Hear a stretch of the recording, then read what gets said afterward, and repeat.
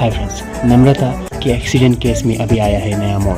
अभी ये एक नया वीडियो वायरल हुआ है जहाँ पे आप देख सकते हैं नम्रता और उनके साथी उसी कार में जिसका एक्सीडेंट हुआ है उसमें नाचते गाते हुए देखे गए हैं। ये एक्सीडेंट का पहले का वीडियो है जिसमें उनके साथी AIDF MLA के बेटे और उनके दूसरे साथी प्रज्ञा और मृगांका के साथ बैठी हुई थी। यही वो कार है जो एक्सीडेंट हुआ और उसमें नम्रता का डेथ हुआ। आइए सुनते हैं उनके पिता इस बारे में क्या कहते हैं। और DGP सार को मैं अनुरोध करिছোঁ केसটো ল'বৰ কাৰণে, केसটো মেঘালয়ৰ পৰা অসমলৈ হেণ্ডঅভাৰ কৰিবৰ কাৰণে। গাড়ীখন কাৰ আছিলে? গাড়ীখন আয়াতুল্লাহ ৱাদুদ্দৰ আছিলে। তেওঁ মানে নিজে ড্ৰাইভ কৰি গৈছিলে। পিছত তেওঁ নিজে কৈ আহিলে যে মই নিজে ড্ৰাইভ কৰিছিলোঁ। প্ৰথমতে মিছা মাৰিছিল, বেলেগ এটা ড্ৰাইভাৰ বনাই লৈ গৈছিলে। এই গতিকে একো মইতো এই মুহূৰ্তত একো বাতৰি চোৱা বা হেৰি চোৱা মোৰ কোনো মানসিকতা নাই। মই একদম মাকৰ অৱস্থা চূড়ান্ত বেয়া হৈছে, বহুতো অৱস্থা একদম বেয়া হৈছে। স্বাভাৱিক দুৰ্ঘটনা কোনো কাৰণে নহয়। কাৰণ আৰু এটা আটাইতকৈ ডাঙৰ কথা, যিখন এক্সিডেণ্ট হৈছে গাড়ী, বাকীকেইজন আৰোহী ক'তো মাত্ৰ এটা খুঁট লগা নাই, অকণ মাখিচাৰ এটুকুৰা ছিগা নাই। কিন্তু নম্ৰতাৰ কিন্তু মূৰটোৰ পৰা ব্লিডিং হৈ মূৰত গভীৰ জখম হৈ মৃত্যুক সাৱটি ল'লে লগে লগে। গতিকে তাৰ পৰা কি প্ৰমাণ হয়? অকল তাইক মাৰিবলৈকে এক্সিডেণ্টটো হ'ল নেকি? গাড়ী য'ত দুৱাৰখনত মাৰিছে, দুৱাৰখন সোমাই গ'লে ভিতৰে আৰোহীখিনিয়ে প্ৰত্যেকেই দুখ পাব, অলপ নহয় অলপ দুখ পাব। কিন্তু অকল তাইহে দুখ পালে, বাকীকেইটা কেনেকৈ গ'ল? আৰু ড্ৰাইভাৰজন মুঠেই একদম নিখুঁতভাৱে আছে, তাত কোনো স্পট নাই। গাড়ীখনৰ পলাই আহিছিলে। গতিকে উচিত তদন্ত কৰিলে নিশ্চয় ইয়াৰ আচল ৰহস্যটো ওলাই পৰিব। নম্ৰতাৰ চিনাকিটো নাই, এইটো কাৰণে নাই কাৰণ তাই ফ্ৰেণ্ড চাৰ্কলক মই সুধিছিলোঁ যে তোমালোকে নম্ৰতা এই মানুহবিলাক চিনি পায় নাই? আংকুল, তাইৰ মুখত কোনো দিনেই এই মানুহবিলাকৰ নাম নাই, মাত্ৰ প্ৰজ্ঞা আৰু মৃগাংকক চিনি পায় ৰিচা বৰুৱাৰ জৰিয়তে। ৰিচা বৰুৱাই হেনো এদিন প্ৰজ্ঞা আৰু মৃগাংকক চিনাকি কৰি দিছিলে আৰু সেই অজুহাততে ৰিচাটো দিল্লীলৈ গুচি গ'ল আৰু প্ৰজ্ঞা আৰু মৃগাংক গুৱাহাটীত থাকে। তেতিয়া তেওঁলোকৰ মাজত কথা বতৰা হয়। মৃগাংক বোলা ল'ৰাজনে কিবা বিজনেছ কৰে, প্ৰজ্ঞাই কি কৰে মই ইমান সঠিক নাজানো, সেইটো নাজানো। মই ইমান ডিটেইলছ লোৱাৰ সেই সময়ত মোৰ হেৰি নাই, কাৰণ সেইবিলাকতো আগতে মই এনেই ৰিচা বৰুৱাৰ নামটো এদিন নে দুদিন মাকে তাইৰ মুখত শুনিছিলে, কিন্তু বাকীকেইটাৰ নাম কিন্তু আমি কাকো শুনা নাই। আৰু এইখিনিতো এইটো কি আয়াতুল্লাহ নে কি, সেইবোৰতো নাম টোটেলি তাইৰ মুখত আৰু কোনো দিনে তাই সেইটো নাই। তাই যিকেইটা ফ্ৰেণ্ড চাৰ্কলত যিখিনি আছে সেইখিনি আমি জানো আৰু প্ৰতি মুহূৰ্ততে সেইখিনি কথা কয়। সিহঁতেও ফোন কৰে, মই থাকোঁতেও ঘৰলৈও ফোন কৰে, গতিকে সিহঁতৰ কথাই কওঁ। কিন্তু কোনোদিনেই তাইৰ মুখত সেইখিনি কথা মানুহৰ নাম মই ক'তো শুনা নাই। পৰহিটো দিন আছিলে, কিন্তু কালিটো কথাটো মাককতো তেনেকৈ হেৰি কৰা নাছিলে যে পৰহি মানে কেছ কৰি কৰিলে। কাৰণ মোৰ লগত মই কথা পাতোঁ এনেই কিবা হেৰিতহে পাতোঁ, কিন্তু গোটেই কথাবিলাক শ্বেয়াৰ কৰে মাকৰ লগত। গাড়ী ড্ৰাইভাৰটো আছিলে আৰু কোনোবা আছিলে বুলি কৈছে লগত, আৰু দুটা নে এটা আছিলে। কোন আছিলে আমি সঠিককৈ ইমান মই তাত সুধিব পৰা নাই। আনায়াতো আছিলে। তাৰপিছতে গম পাইছোঁ। তাৰপৰা তালৈ গুচি গ'ল। যোৱাৰ পিছতে তাত গৈ যেতিয়া তেওঁলোকক পুলিচে ইতিমধ্যে নংপুৰ হস্পিটেলত পোৱাৰ মুহূৰ্তত প্ৰজ্ঞাহঁতে কোৱা মতে 13% অক্সিজেনৰ লেভেলটো আছিলে আৰু অলপ পিছতেই তাত অক্সিজেন দিব নোৱাৰা অৱস্থা হোৱাৰ কাৰণে তাই ডেথ হ'ল বুলি কৈছে। ডেথ হোৱাৰ পিছত মৰ্গত ৰাখি থৈছিলে। তাৰপিছত থানাই আহি পেলাই সিহঁতক সোধপোছ কৰিলে। সোধপোছ কৰাৰ পিছত গাড়ীখন চাওঁ বেছি কৰাত গাড়ীখনৰ কথা তেওঁলোকে গুচি গ'ল বুলি কোৱাত গাড়ীখনৰ নম্বৰ লৈ তেওঁলোকে ফোন কৰিলে। ফোন কৰাৰ পিছত গাড়ীৰ মালিকজনে এজন বেলেগ মানুহ ড্ৰাইভাৰ এজনক লৈ পেলাই নংপুৰ থানাত গৈ উপস্থিত হৈ সেইজনকে ড্ৰাইভাৰ বুলি দিলে।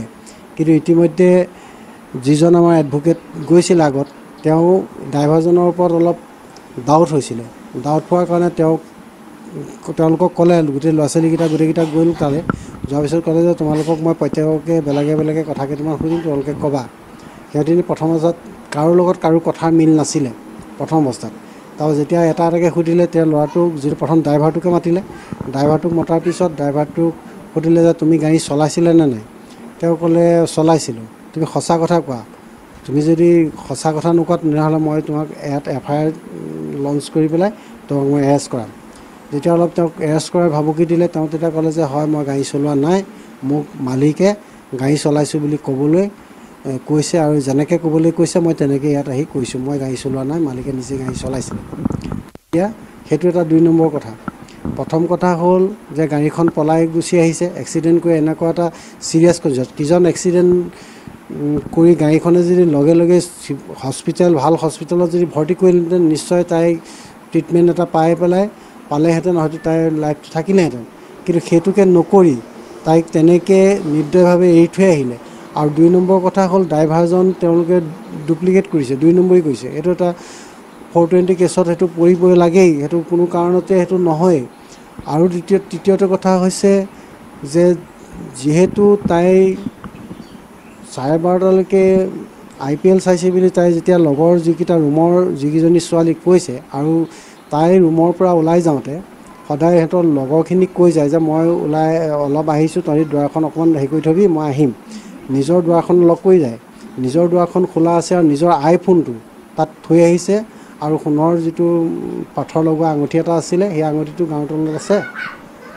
এতিয়া প্ৰশ্ন হ'ল যে তাত ছানৰাইজ যদি চাবলৈ গৈছিলে তাৰ আইফোনটো কি হয়? তাৰ আইফোনটোৱে মেইন হেৰি, তাতে চাই গোটেইখিনি হেৰি আছে। তাই জাষ্ট এটা সৰু এণ্ড্ৰইড এটা পুৰণা ফোন এটা লগত লৈ গৈছে, কিন্তু আইফোনটো তাই এৰি থৈ গৈছে। সাধাৰণতে তাই আইফোনটো ক'ৰবাত ফুৰিবলৈ গ'লে লগত লৈ যায়, এণ্ড্ৰইড ফোনটো এনেই ক'ৰবাত বাহিৰলৈ গ'লে এণ্ড্ৰইড ফোনটো হাতত থাকে, কাৰণ 2-এটা ফোন তাত এণ্ড্ৰইড ফোনত আহে। গতিকে সেইটো এটা ডাঙৰ। আৰু যিটো ড্ৰেছত গৈছে সেই ড্ৰেছটো তাই কোনো কাৰণতে শ্বিলঙলৈ যোৱা ড্ৰেছ নহয়। ঘৰত যিটো ড্ৰেছ পিন্ধি আছিলে সেইদিনাখন সেইটো ড্ৰেছেই তাত মই কালি প্ৰত্যক্ষ কৰিছোঁ, সেইটো ড্ৰেছেই তাত গৈছে।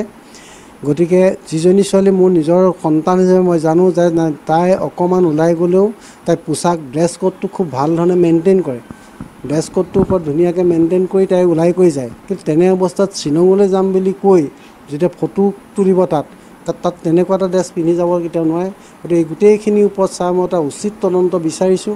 আৰু ইতিমধ্যে মই কেছটো তাত নংপু থানাত মই FIR দিছোঁ। কালি FIR দি তাত তেওঁলোকে এনকুৱাৰী কৰিম বুলি কৈছে। আৰু আজি মই অসমৰ দিছপুৰ থানাত মই কেছটো দিছোঁ, ৰেজিষ্টাৰ কৰিবলৈ মই FIR প্ৰদান কৰিছোঁ।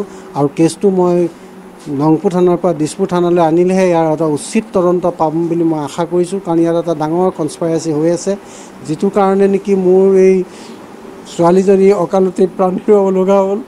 বহুত আশাৰে মই তাইক এইটো লাইনত মই পঠাইছিলোঁ।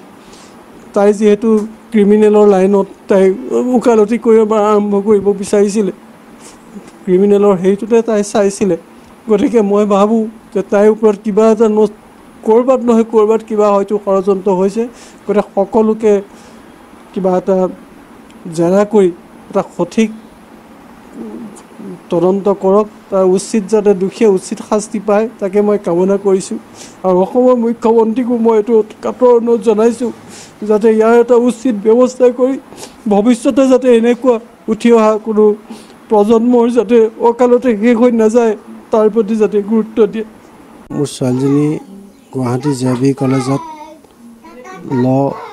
LLB 3 বছৰীয়া পাঠ্যক্ৰমৰ সমাপ্ত কৰি গুৱাহাটী হাইকোৰ্টত প্ৰেক্টিছ আৰম্ভ কৰিছিলে। ইতিমধ্যে তাই হাইকোৰ্টত ছিনিয়ৰৰ লগত প্ৰেক্টিছ কৰি থকাৰ মুহূৰ্ততে মঙলবাৰেও এটা তেওঁলোকৰ প্ৰেক্টিছ কেছ এটা আছিলে। কেছটো কৰি 4:35 হাইকোৰ্টৰ পৰা ওলাই আহিছিলে। ওলাই অহাৰ পিছতে মাকলৈ ফোন কৰিছিলে আৰু আহি পোৱাৰ পাছত তাই ৰুমত আছিলে, মাকক সেইবুলিয়ে কৈছে। আৰু ৰাতি 10:25 মাকৰ লগত ফোন কৰিছে। সদায় ডেইলি এইটো চিডিউল থাকে, মাকে 10টাৰ পৰা 10:30টাৰ ভিতৰত তাইৰ লগত কথা পাতে, সদায় প্ৰতিদিনেই পাতে। সেইটো 6:20-25 মানত এটা ফোন আহিলে। ফোনটোত মোক সুধিলে যে আপুনি নম্ৰতা বৰাৰ কি হয়? মই ক'লোঁ মই দেউতাক হওঁ। আপোনাক মই নম্ৰতা বৰাৰ কথা এটা ক'ব বিচাৰিছোঁ। কি কথা? বোলে আজি ৰাতিপুৱা শ্বিলঙৰ পৰা ঘূৰি অহাৰ মুহূৰ্তত এক্সিডেণ্ট হৈ তাই ডেথ হৈ গৈছে। এইটো ৰিচা বৰুৱা নামৰ এজনী ছোৱালীয়ে কৈছিলে। দিল্লীত পঢ়ি আছোঁ বুলি ক'লে তাই। মই বোলো তুমি কোনে কৈছা? মই দিল্লীত পঢ়ি আছোঁ, তাইৰ লগৰে, নম্ৰতাৰ মই লগৰ। মই আকৌ তাইলৈ ফোন কৰিলোঁ, ৰিচা বৰুৱালৈ ফোন কৰিলোঁ যে তাত প্ৰকৃততে কোন আছে এতিয়া। তেতিয়া ক'লে যে প্ৰজ্ঞা দিহিঙীয়া আৰু মৃগাংক বৰুৱা নামৰ দুজন তাইৰ লগৰ আছে আৰু বাকীখিনি আছে।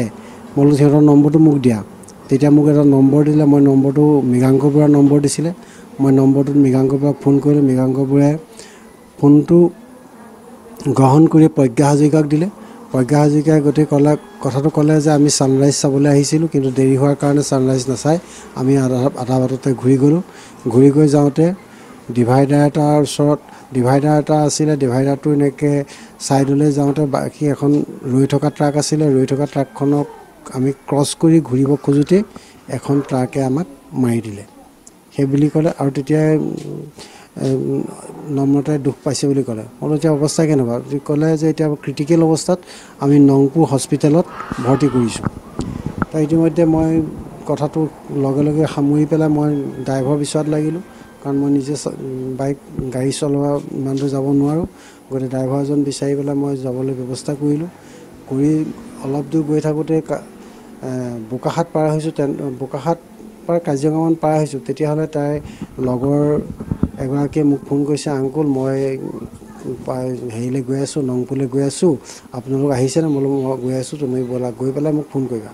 তাৰপৰা কিছু দূৰ যোৱাৰ পিছত তাইক মই আকৌ ফোন কৰিলোঁ, তুমি পালাগৈনে? বোলে আংকুল মই পাইছোঁহি, থানাত আছোঁ, থানাত মই দেখিছোঁ, কিন্তু মানুহকেইটাৰ ওপৰত মোৰ অলপ সন্দেহ হৈছে। গতিকে কেছটো পুলিচে লৈ আছে, আমাকতো সোমাবলৈ দিয়া নাই। গতিকে আমি ক'ব না, আপুনি যদি কিবা প্ৰকাৰে নংপুৰ থানাৰ লগত যোগাযোগ কৰিব পাৰে, তেতিয়া আপুনি কথাটো শুনক, সুধি চাব পাৰে। তেতিয়াতো মইতো এতিয়া নংপুৰ থানাৰ কোনো মোৰ এড্ৰেছ নাই বা কোনো নংপুৰ থানাৰ বিষয়ে মোৰ কোনো জ্ঞাত নহয়, মই গৈও পোৱা নাই নংপুৰলৈ। তেতিয়াহ'লে মই সেই ছিনিয়ৰজনৰ লগত ফোন কৰিলোঁ। ছিনিয়ৰজনৰ লগত ফোন কৰাৰ পাছত ছিনিয়ৰজনক গোটেই কথাটো কওঁ। তেওঁতো আচৰিত হৈছে যে কালিতো 4:35 ইয়াৰ পৰা আমি একেলগে ওলাই গৈছোঁ কেছ হেৰি কৰাৰ পিছত, আৰু তোৰ কেনেকৈ সম্ভৱ হ'ল? তেতিয়া ক'লে তাত কোনোবা আছে নি তাইৰ লগৰ? মই বোলো এজনী ছোৱালী তাই পাইছেগৈ গৈ, বোলে তাইৰ নম্বৰটো আপুনি মোক দিয়ক। মই তাইৰ নম্বৰটো তেখেতলৈ দিলোঁ আৰু তাইকো ফোন কৰি ক'লোঁ যে ছাৰে ফোন কৰিব, গতিকে তুমি ফোনটো ৰিচিভ কৰি পেলাই কথাটো ক'বা বা তুমিয়ে ফোন কৰিবা। তাই ফোন কৰিলে ছাৰক, ফোন কৰি গোটেই কথাটো পাতি পেলাই লোকেশ্যনটো ল'লে। লোকেশ্যনটো লোৱাৰ পিছত ছাৰ গৈ তাত পালেগৈ। পোৱাৰ পিছত তাত গোটেই কেছটো তেওঁ চালে, কৰিলে, আমি গৈ পালোঁগৈ। গৈ তাত আমি গম পালোঁ যে যিখন গাড়ী এক্সিডেণ্টটো কৰিছিলে, যিখন গাড়ী সিহঁতি লৈ গৈছিলে বুলি কৈছে, সেই গাড়ীখন এক্সিডেণ্ট কৰাৰ পাছতেই গাড়ীখন নম্ৰতাক তেনেকুৱা এটা সংকটজনক মুহূৰ্তত উলিয়াই পেলাই মৃগাংক আৰু প্ৰজ্ঞাই এই টুৰিষ্ট কাৰ এখনত যেনে তেনে অনুৰোধ কৰি পেলাই টুৰিষ্ট কাৰ এখন ৰখাই পেলাই সেইখনত নংপুৰ চিভিল হস্পিটেললৈ লৈ গ'ল। আৰু বাকী এক্সিডেণ্ট কৰা গাড়ীখনত যি দুজন আৰু আৰোহী আছিলে, সিহঁতি হাতীগাঁৱলৈ পলাই গুচি আহিলে। তাত গাড়ীৰ ড্ৰাইভাৰটো আছিলে আৰু কোনোবা আছিলে বুলি কৈছে লগত, আৰু দুটা নে এটা আছিলে। কোন আছিলে আমি সঠিককৈ